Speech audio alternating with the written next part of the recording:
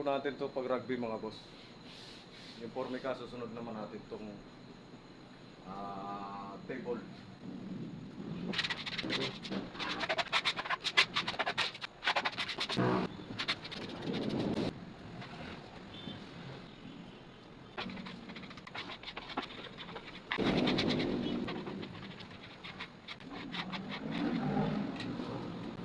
Hintayin na lang po natin matutuyo mga boss.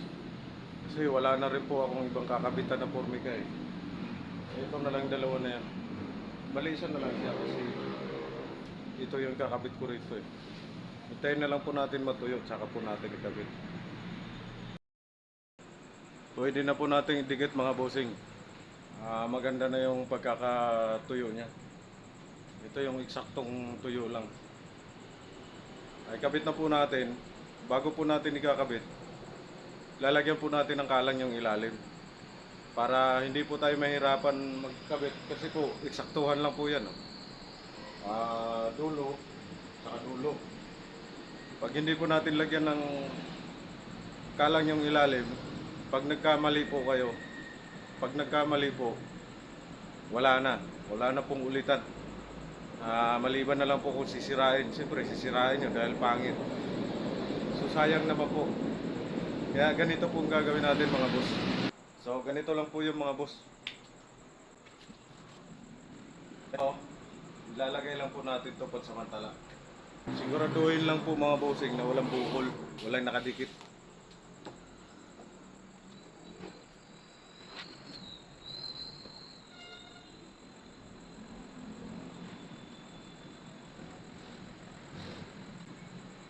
Tapos ang unahin nyo pong idikit mga boss, yung sa sulok, doon sa sulok. Tapos titingnan nyo na lang po kung okay na rito at saka okay nyo sa gilid. Ganun lang po.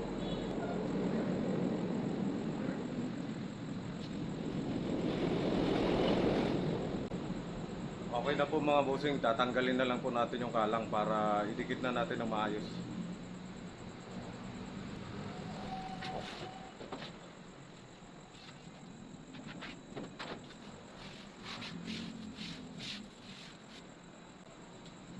Basahan lang po katapat nyo mga boss para dumikit ng maganda.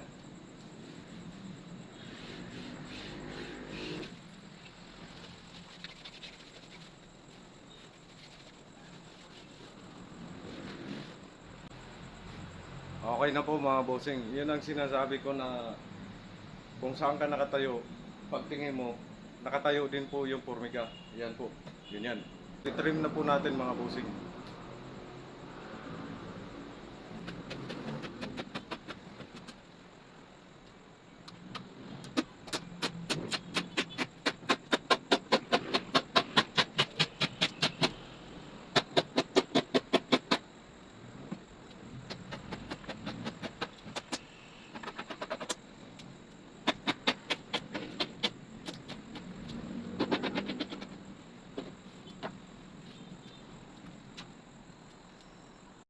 Okay na po yung pagtetrim mga boss. Lihain lang po natin yung gilid para hindi po makakasugat. Hindi po kasi maiwasan na may matalim kasi matalim po yung formica eh. Ganito lang po pamputol natin.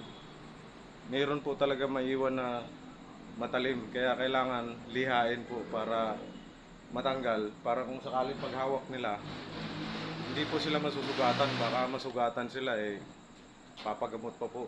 Vacation lang po ako mga bossing. Mahirap.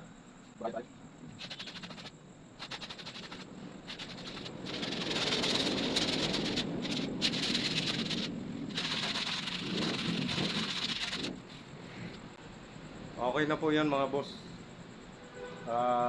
Pintura na lang po yung kulang. Tsaka yung lock dito. Handle. Medyo mainit ngayon kasi inop ko po yung ventilador.